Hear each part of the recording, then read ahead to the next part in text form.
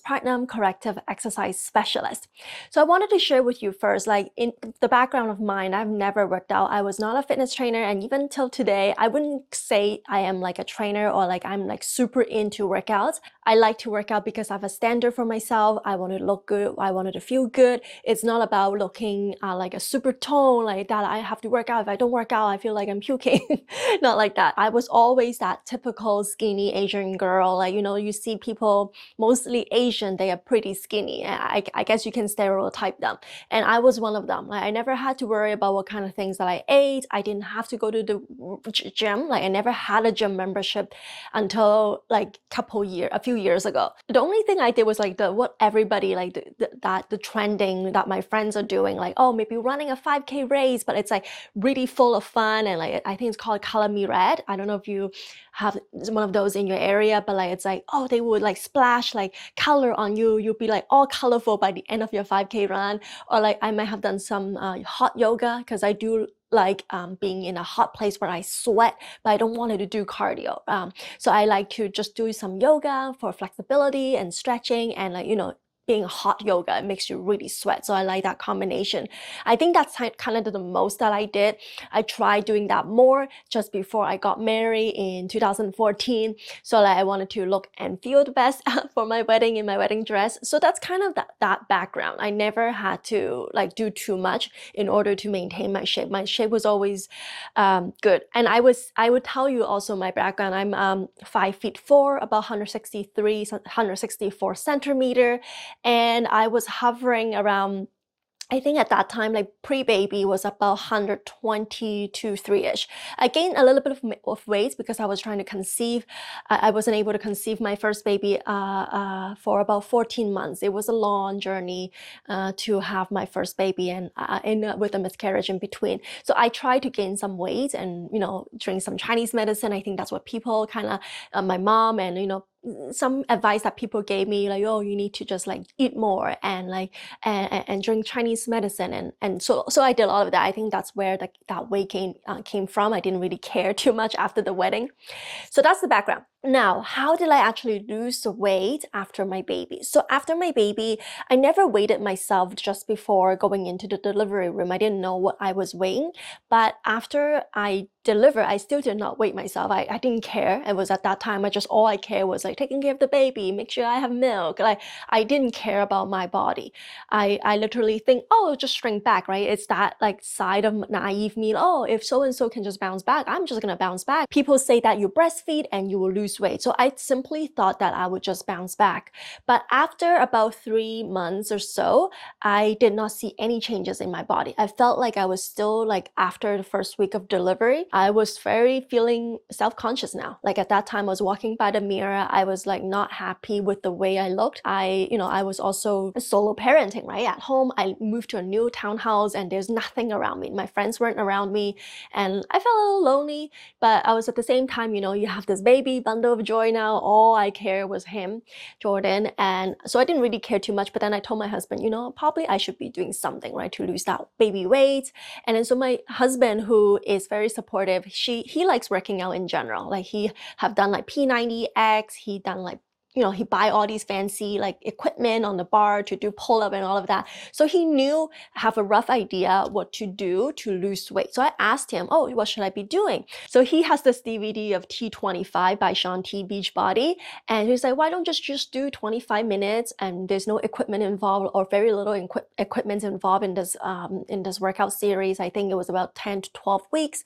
I'll watch the baby after he goes to sleep at nighttime so you can just do your workout and all of that. The workout itself was hard. Shaun T, I love Shaun T. He has just really good personality in the video, very good energy. He makes you do the work, and I was sweating, I was drenched, and it was really hard for me to follow. In the first 2 weeks or so, I could barely follow along what he was doing. It was just so hard. It was up and down, this and that, and it was like that.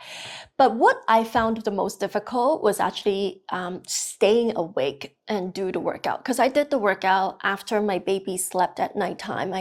maybe he was sleeping at around 8 or 9, I can't remember. But I had to be the one that is putting him to sleep because I was breastfeeding, and staying in a dark room, like with like baby lullaby music, and trying to stay awake with him. So difficult. It was a really comfortable environment, and I had to stay there for about 30-40 minutes until he is deep asleep so I can come out of the room, because if I open the door, he's probably gonna get up and then I have to start all over again. That was the most difficult part for me, just trying to stay focused and thinking about the goal and thinking the commitment that I made to myself. With the nutrition, it was just cutting down some stuff. It wasn't too difficult for me. I guess I was just eating way too much. But as soon as I start cutting down the food and, you know, taking my husband's advice on like, okay, cutting down some bread and cereals that I was eating and being a little bit more mindful on the choices, I was able to lose that 22 pounds in about 10 weeks following the T25 program. So it wasn't too difficult for me. But what was most difficult for me was my belly. I did not know that I have something called diastasis recti, or abdominal separations after childbirth. It was something that is not known to me. I had no clue what this even mean as diastasis. Like, that term did not even exist in my brain. Like, I did not even know what this mean. Like, maybe it's another language, right? But it's essentially, that's what is causing you to have a protruding belly. So you can still see I have this protruding belly even after I lost the weight. That belly still bunch up and bulges out. You can see that I lost quite a bit of weight already from the first before picture. And that's also the thing too, when I took that first before picture, it hits me in reality on like, oh my God, that's how I really looked.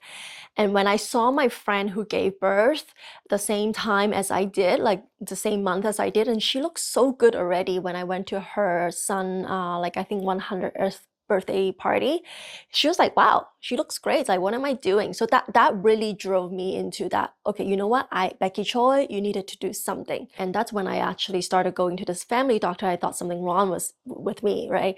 And that's when she told me I have diastasis recti and maybe surgery is needed based on, you know, whether I finish having baby.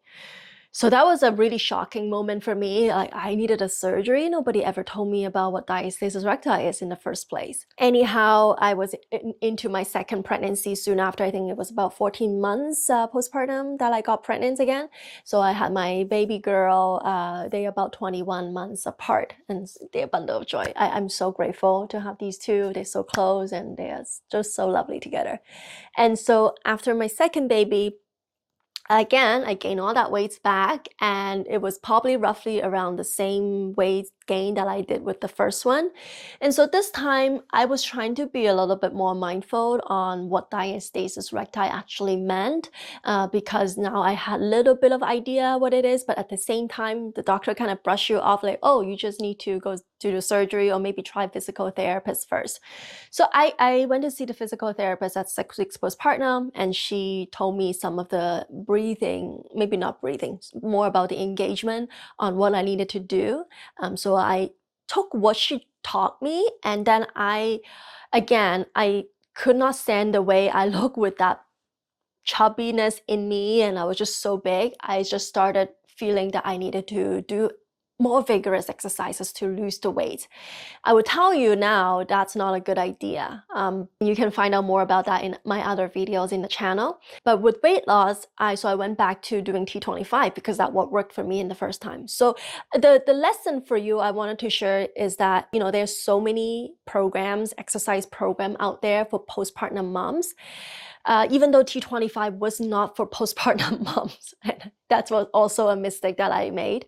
But anyhow, if you can find a program that is dedicated for postpartum, right, postpartum moms, then you just need to follow the program along. Choose something that fits your need and fits your lifestyle.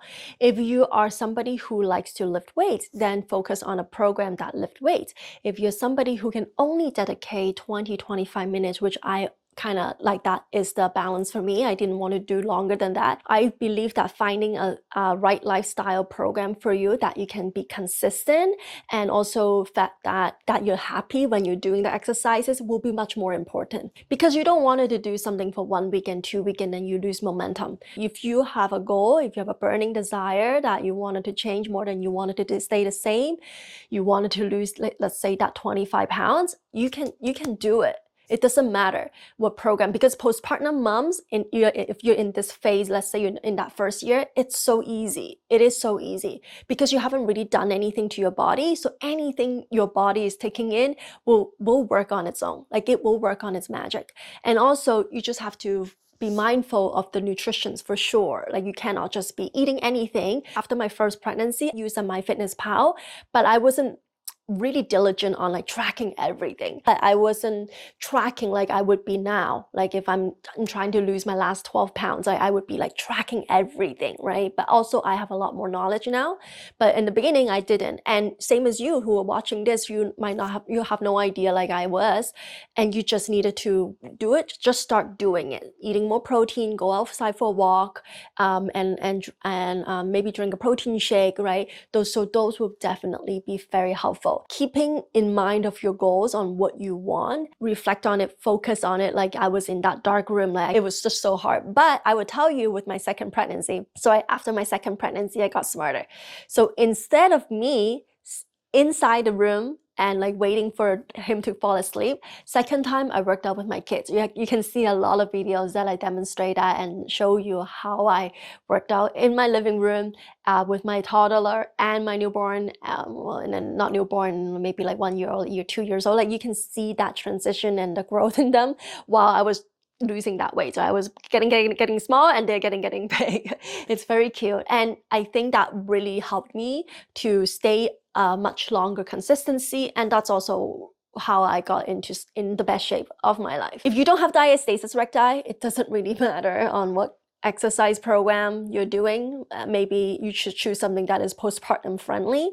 But if you do have diastasis recti, check out my other videos to help you with measuring yourself first and knowing where your starting point is, and then what to do once you found out you have diastasis recti. Now, accountability is important. My accountability was my husband after my first pregnancy. My second time was a coach, and she was a free coach, and I had her, and she was there for a reason, but it was like I didn't pay her, so she wasn't like there hunting down on me like every day.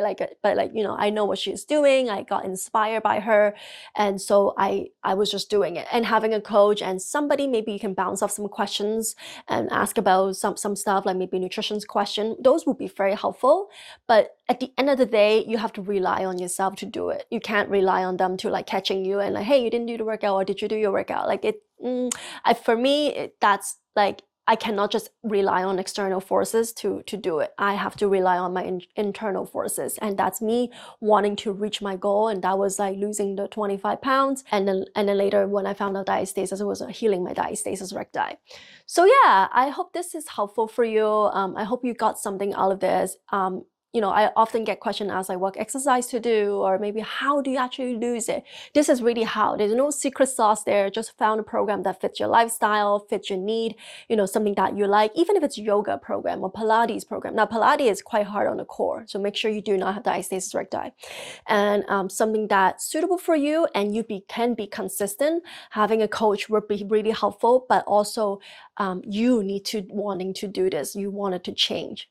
Awesome. So thank you so much for tuning in. So I do have lots of videos, but I would encourage you to do a self-check to see if you have diastasis recti. It's so simple. You just need to simply lie down and curl up and put your fingers on the belly to see if you can find a gap. Because if you do have diastasis recti, your postpartum journey will be different than somebody who do not. Awesome. Okay, talk to you later. Bye-bye.